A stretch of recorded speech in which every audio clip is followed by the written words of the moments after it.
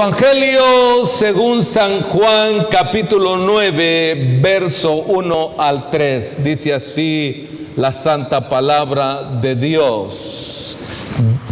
Evangelio según San Juan, capítulo 9, verso 1 al 3. Dice: al pasar Jesús vio a un hombre ciego de nacimiento y le preguntaron sus discípulos diciendo: Rabí, ¿quién pecó, este o sus padres, para que haya nacido ciego? Y respondió Jesús: no es que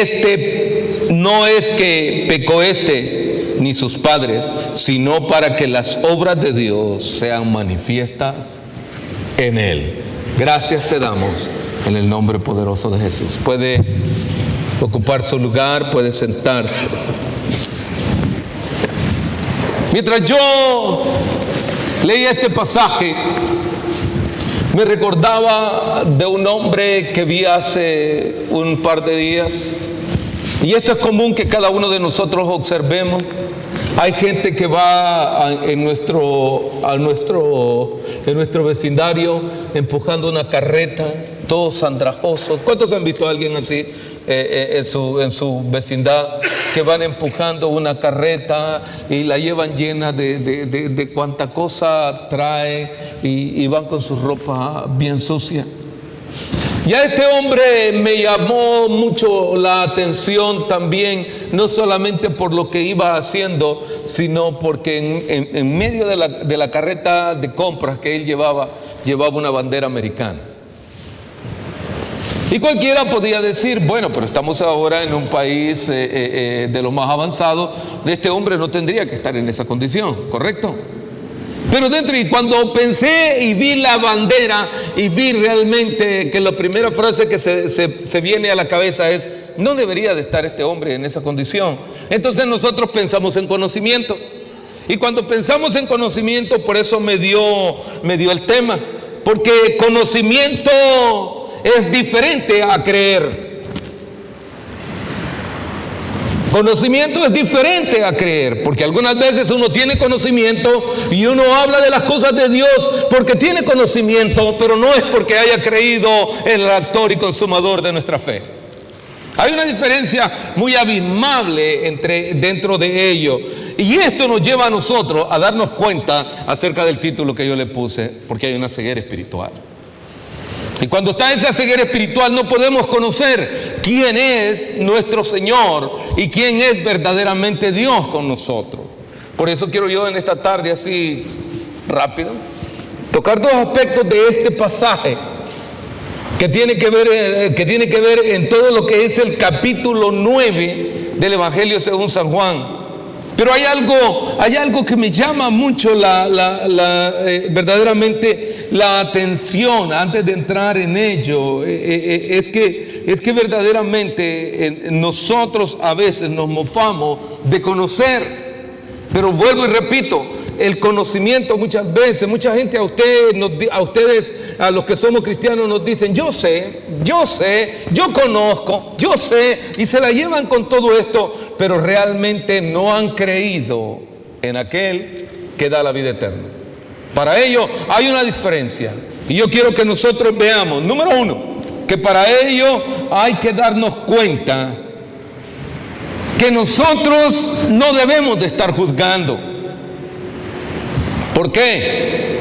¿Por qué no hay que estar juzgando? Porque esto nos lleva a este pasaje claramente y darnos cuenta que en los primeros versos nosotros hay un grupo de fariseos que están provocando y haciendo esta pregunta al Señor. Y con ello viene como consecuencia lo que es el pecado. Y hay una cuestión en Deuteronomio, capítulo 11, vaya conmigo, Deuteronomio capítulo 11. Yo quiero que nosotros observemos algo que es de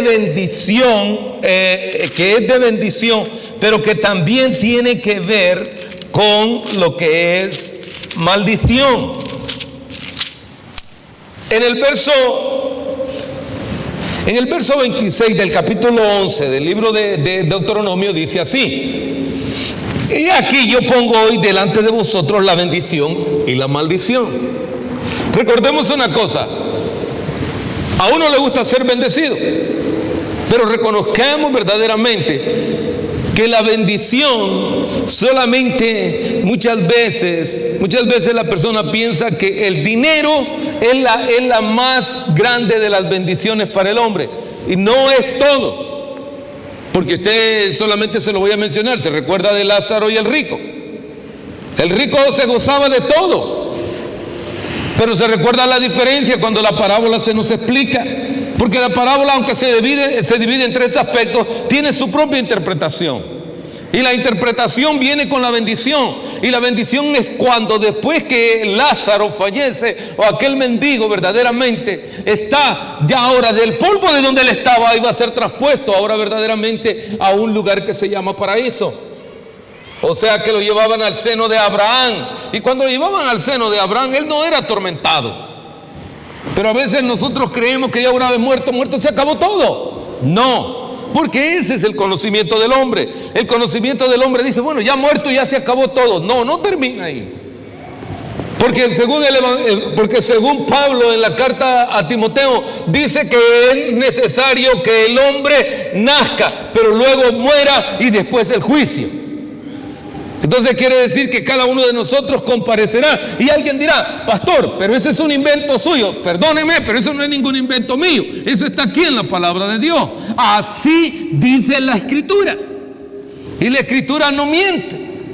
Porque desde el principio de los siglos se ha cumplido periódicamente a través de la historia que aquel que habló a través de sus siervos para que escribieran esta, él dice que él volverá y que todo ojo le verá y que todos compareceremos delante de él. Pero eso es hablando de bendición, y qué bueno que nosotros atrapemos la bendición. Pero también sigue diciendo el texto: y vosotros la bendición y la maldición. Ahora, ¿por qué me quedo con eso? Con la maldición. Porque a veces nosotros queremos tomar maldiciones que no son para nosotros. No. Y debemos de mire, los médicos ¿cómo dice? Por costumbre ya, o por hábito, hoy en día quieren maldecir a todo el mundo. El otro día escuchaba cómo los hombres le dicen: a usted va a la tienda, al consultorio de él, y usted se tomó una Coca-Cola, se tomó un café y algo, inmediatamente que usted llega le dice: usted tiene diabetes. Usted es prediabético, y usted se la cree con todo. ¿Y cómo no va a tener azúcar en la sangre? ¿Cómo no va a tener azúcar en su cuerpo? Si desde que nosotros amanecemos hasta que nos acostamos, siempre habrá una fruta, algo que usted va a comer que tiene azúcar. Y el cuerpo necesita azúcar. Pero el médico se lo dice a usted con el deseo de que ponérselo como yugo de maldición. No lo tome, rechácelo, eso no. Ahora, también se recuerda una cosa: a veces dice: no, es que lo que pasa es que mi abuelo era así, es que mi abuela era así, es que mi papá era así. No. Los hijos no llevarán el pecado de los padres, ni los padres pecarán, los padres no llevarán el pecado de los hijos. Cada uno será juzgado y puesto en la balanza de Dios, cada uno de nosotros. Porque a veces nosotros los predicadores pensamos que tampoco nosotros no vamos a ser juzgados. No, el predicador, el evangelista, todo. Ahora vaya, le voy a decir, porque hoy últimamente usan frases muy elevadas. El doctor, el apóstol, también ellos, igual que nosotros, seremos pesados delante de Dios. Y cada uno según su posición, todavía se les será demandado aún más. Ahora, pero eso no quiere decir que nosotros no vamos a servir en el ministerio, vamos. Pues como dice uno, no. Entonces, porque aquí lo que vino es que cuando el Señor le dio el don, agarró la pala y lo enterró y le dijo: yo sé que eres un hombre recto, eres un hombre justo y que demandas, y por lo tanto yo tomo, aquí está, te lo doy. No estoy hablando de eso. Estoy hablando verdaderamente es que nosotros, a veces se nos queremos traer una maldición de nuestros antepasados, pero que es tiempo de que nosotros nos paremos y hagamos la diferencia. Por eso Deuteronomio está haciendo, por eso me regresé acá primero, antes de hablar de mi verso base. ¿Por qué? Porque realmente, por lo menos el otro día compartía con alguien, sabe que la gente muchas veces le tiene miedo al matrimonio, y eso de tenerle miedo al matrimonio es una maldición de nuestros antepasados. De nuestros antepasados se juntaban, pero nunca se casaban. ¿Por qué? Porque hay un temor, un miedo, ¿qué? Y eso es una maldición, y es tiempo que nosotros empecemos a decir, ya no más, en mi familia se van a casar mis hijos, mis hijas, y cada uno se va a multiplicar y se va a casar como tiene que ser. Porque es tiempo de, ¿qué? De ir rompiendo todos esos esquemas. Ahora, porque continúa diciendo la bendición, dice, la bendición si oyeres hoy los mandamientos de Jehová vuestro Dios que yo te prescribo hoy. La bendición va a llegar en hacer las cosas buenas delante de Dios. Pero también sigue diciendo, y la maldición si no oyeres los mandamientos, no soy yo, es la palabra la que dice, ¿qué elegimos tomar? A veces sabemos, pero tomamos el camino equivocado. Conociendo al Señor, tomamos el camino equivocado. A uno de los jovencitos le compartí el otro día que había un hombre que trabajaba a los jóvenes, a unos hermanos acá les compartía que había un hombre que había tomado el evangelio como forma de juego, de tal manera que muchas veces a este hombre le dieron la oportunidad de predicar y predicaba, pero había tiempo que se salía y andaba allá con todos los demás emborrachándose. Y él dice y él se sentaba ahí en los apartamentos donde él estaba y dice, yo a todos los borrachos de aquí yo los he evangelizado, pero ¿cómo? ¿Borracho él también? No, hermano, yo le voy a decir, eso es deshonroso a Dios, porque Dios es santo y 3 veces santo. Mucha gente quiere jugar con todo eso, pero nosotros como iglesia de Jesucristo es tiempo que reconozcamos que las cosas santas no se mezclan con la suciedad. Por eso es que cuando a veces nosotros pretendemos tener ese conocimiento entorpece nuestra vida, y no es que verdaderamente conozcamos al Señor. Mire, regresamos nuevamente al Evangelio según San Juan, y por eso damos inicio allí. Y dice, y al pasar Jesús vio a un hombre ciego de nacimiento, y le preguntaron sus discípulos, Rabí, ¿quién pecó, este o sus padres, para que haya nacido ciego? Ahora, ahí va el incógnito, ahí va la herencia genética. Pero ¿cómo es que el niño nació con este problema? ¿Quién pecó, el niño o los padres? De seguro los padres se metieron en un...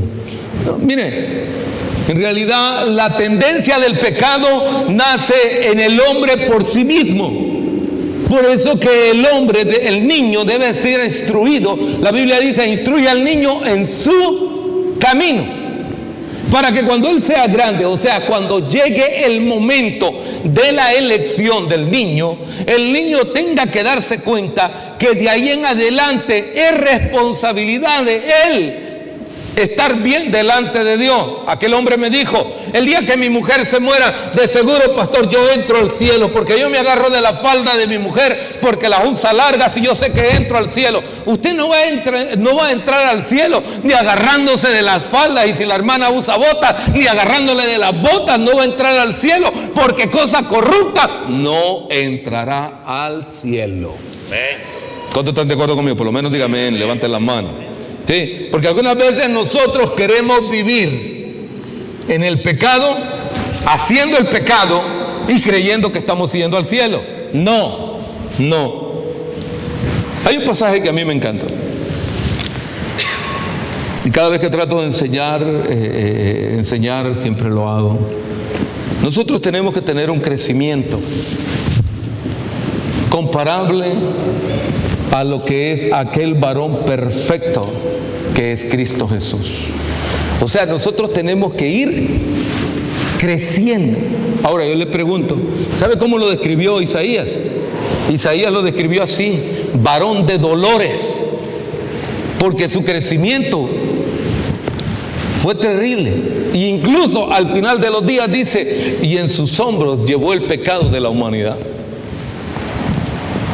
Y a veces nosotros no crecemos, todavía nos hemos quedado así pequeñitos. Es tiempo que crezcamos, y cuando le pase algo, levántese con más deseo de seguir adelante, pero no se quede allí. ¿Por qué? Porque aquí estaban cuestionando ya la genética. ¿Quién pecó, este o el otro? No. Y el Señor muchas veces, esto pasa porque algunas veces nosotros en nuestra familia estamos diciendo, nos vamos a quedar con esto. Yo no sé, quizás es producto de mi matrimonio, es producto de aquello. No, ninguna. Mire la respuesta viene por sí sola, el mismo texto lo responde. El verso 3 dice, respondió Jesús, no es que pecó este, ni sus padres, sino para que las obras de Dios sean ¿qué? O sea que Dios quiere glorificarse en las cosas difíciles. Dios quiere glorificarse. Lo que pasa es que cuando nosotros estamos atribulados, no podemos observar lo que Dios quiere hacer. Y entonces a nosotros se nos hace difícil creer que verdaderamente aquel ciego no podría tener la oportunidad de cambiar. ¿Por qué? Segundo aspecto, así rapidito. Mire, las autoridades muchas veces quieren imponer cosas o quieren imponer su propia manera de pensar. Veamos. Y es que, a ver, ¿sabe usted que también nosotros en nuestro tiempo hay religiosos? Como en el tiempo del Señor habían religiosos. Hay religiosos en esta época. Y cuando yo me refiero de que había religiosos, era porque estos religiosos estropeaban verdaderamente las cosas que Dios quiere realmente hacer. Mire, dice así en el verso 14, en el verso 13, por favor. Llevaron ante los fariseos el que había sido ciego. Y era un día de reposo cuando Jesús había hecho el lodo y le había abierto los ojos. ¿Qué clase de día era? El día de reposo. Hermano, pero ¿cuánto no hemos escuchado que la gente viene y los prueba a cada uno de vosotros? Algunos no han venido conmigo todavía, pero yo sé que más de algunos le dicen, pero ¿y qué pasa con el día de reposo? No, que tienen que guardar el séptimo día. Aquí era el día de reposo. Y en el día de reposo el Señor estaba accionando. Y dice la Escritura que cuando Él estaba, porque allí es donde nosotros empezamos. ¿A qué? Aquí eran las autoridades eclesiásticas las que estaban diciendo todo ello. Pero realmente sin tener la oportunidad de que sus ojos fueran abiertos y poder ver quién era el que estaba llevando a cabo esa obra en ese momento. ¿Por qué? Porque la máxima autoridad, el que cambia los tiempos, el que quita reyes y pone reyes, el que quita gobernadores, en el que delante de él se dobla toda rodilla y toda potestad y todo principado está bajo sus pies, estaba haciendo esto. Pero aquellos que prueban muchas veces todo esto, estaban diciendo, no. ¿Por qué en este día? ¿Por qué? ¿Por qué en el día de reposo? ¿No que en el día de reposo no es lícito hacer nada? No es necesario trabajar. Muchas veces yo sé que a ustedes les preguntan, pero ¿y qué pasa con el día de reposo? Ya no, todo eso no tiene vigencia. No, es que hay cosas que Dios mismo, Él quiere glorificar su nombre, aún siendo el día de reposo, sea lunes, martes, miércoles, llámese cual día que sea, Dios se glorificará en medio de toda circunstancia, porque Él es el que ordena y Él es el que manda. Aleluya. Y aquí había un grupo de personas. Miren, en el verso 16, dice algo tremendo. Dice, entonces algunos de los fariseos decían, Ese hombre no procede de Dios, porque no guarda el día de reposo. ¡Qué tremendo! Ahora, veamos, hay una ceguera espiritual, hermano. Porque a veces lo único que hacemos es seguir las cosas, ¿por qué? Por oídas, pero nunca porque hayamos leído la Biblia. No porque conozcamos verdaderamente a Dios. Por eso es que la gente cuando viene y pregunta, es importante que nosotros debemos de conocer qué es lo que Dios quiere realmente hacer. Dice, otros decían, ¿cómo puede un hombre pecador hacer estas señales? Y había disensión entre ellos. O sea que estaban divididos de opiniones, porque unos estaban diciendo, ¿qué pasó? Pero no, es que no debe de hacerlo en este día. Esto no procede de Dios. Ok, ahora debemos de reconocer algo en medio de todo esto, que realmente en el capítulo 8, verso 39 dice, y respondieron y le dijeron, nuestro padre es Abraham. Jesús les dijo, si fueseis hijos de Abraham, las obras de Abraham harías. Pero a veces no hacemos. Por eso es que yo voy. Mucha gente escucha por la radio, hoy en día por la televisión, se pasa horas, y hay unos que saben y tienen más conocimiento que aquel que recién ha venido y se ha convertido al Evangelio. Y lo que tienen es letra, porque ¿cómo se llama ese programa que pasan a Discovery Channel? Y pasan programa aquí, programa allá. Pero yo le voy a decir, lamentablemente, aunque tengan el conocimiento, muchos de ellos han dejado de entregarle su vida al autor y consumador de nuestra fe. Y verdaderamente es el principio de que hay una diferencia entre creer y tener conocimiento. Pablo lo tenía. Pablo, siendo perseguidor de la iglesia, dice el libro de los Hechos, y camino a Damasco llevaba hasta cartas. Sin embargo, el hombre era un judío, como dice, de la tribu de Benjamín, un hombre israelita con un conocimiento vasto, pero también tuvo que doblar sus rodillas delante de nuestro Redentor. Ahora, ¿cuántos no hay en nuestro medio ambiente? ¿Cuántos no hay en donde usted trabaja? ¿Cuántos no hay de aquellos que llegan y le preguntan a usted? Por eso es que muchas veces yo le voy a decir, deje de gastarse las municiones usted hablándole de teología, escatología y todo esto. Y ellos vienen y ¿saben qué es lo que hacen? Como ellos han escuchado todas esas preguntas en la radio, en la televisión, vienen y se las lanzan a ustedes. Y pobrecitos de ustedes, porque a veces no saben ni cómo contestarle a estos ingratos.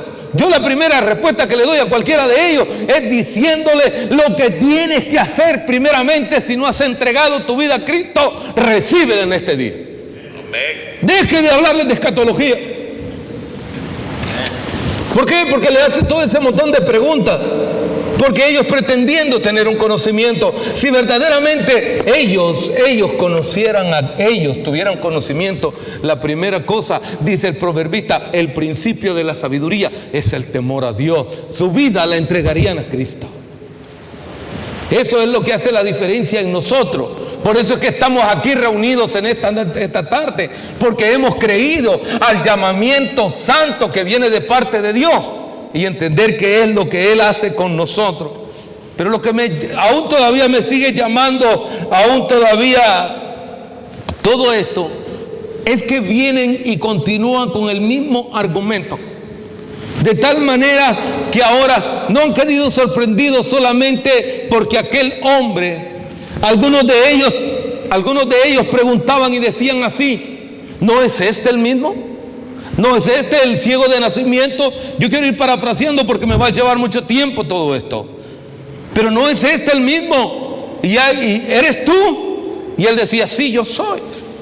Pero miren lo que sigue diciendo aún todavía. Y no les bastaba todavía la incredulidad.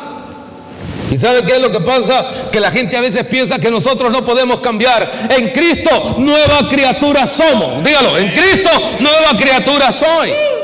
Porque a veces quieren que nosotros sigamos ciegos. ¿Y sabe por qué quiere que sigamos ciegos? Porque al estar ciegos seguimos en el pecado.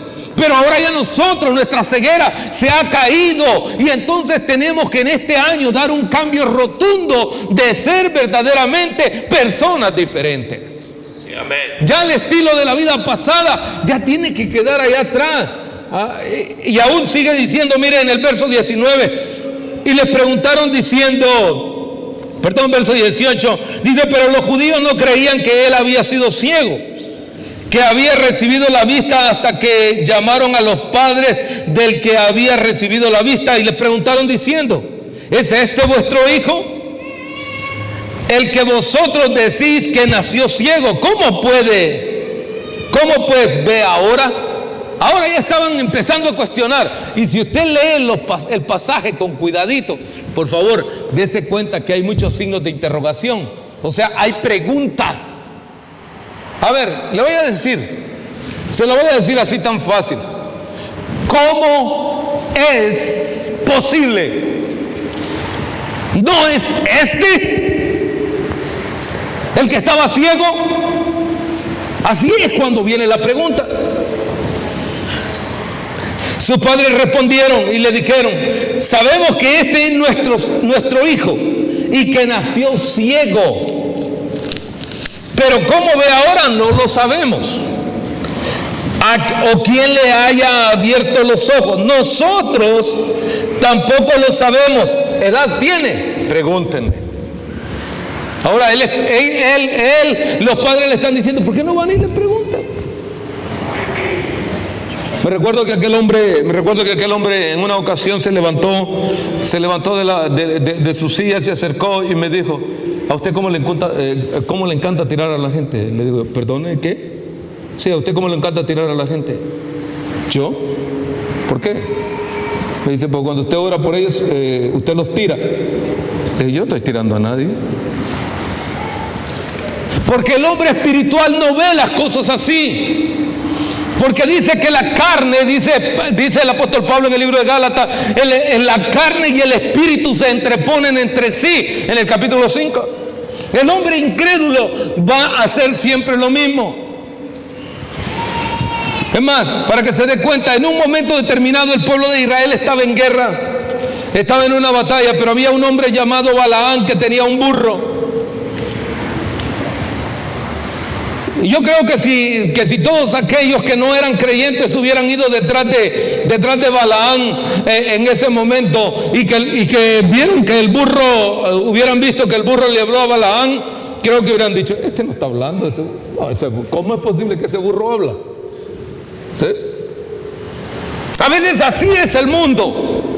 Así es la gente, no quiere creerle a la palabra de Dios. Quiere decir, no, pero ¿cómo te vas a poner a creer que un burro va a hablar? Y más si el hombre que estaba encima del burro, que yo ya no sé quién era el más burro de los dos, el que estaba encima del burro, ¿qué fue lo que le dijo? Oye, le dijo, ¿cómo? ¿Tú lo ves y yo no lo veo? Tenían una charla. Oiga, eso parece de muñequitos, eso parece que es algo de fantasía. Hermano querido, eso no es ninguna fantasía, esa es la palabra de Dios, porque cosas que ojo no vio son las que verán sus hijos. A veces a nosotros nos cuesta tanto trabajo creer que Dios puede hacer cosas grandes.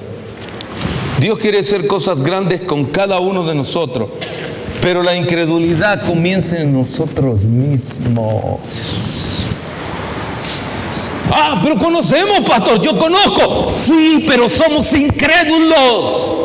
Aquellos por lo menos se latigan, se golpean, se dan en la espalda, se arrastran, se rajan, se tiran y hacen cosas por cual cosa quieran hacer. Nosotros a veces ni cachamos, ni pichamos, ni hacemos nada. Por lo menos díganme. Porque somos incrédulos. Y la incredulidad es el peor enemigo de cada uno de nosotros. A ver, ¿Cuántos no hemos oído testimonios de cómo Dios ha cambiado la forma de un hombre, de una mujer, un hombre adicto a las drogas, una mujer adicta a las drogas? ¿Cómo Dios no ha cambiado eso? ¿Sabe qué? Ni aún todos esos lugares sociales que pone el gobierno para que la vida de una persona cambie, no puede cambiar. Es Dios utilizando. A veces uno dice Dios cambiando a las personas. A veces uno dice, es que el médico con el que yo fui allí, el que me hizo la cirugía, el que me hizo el trabajito, ese sí era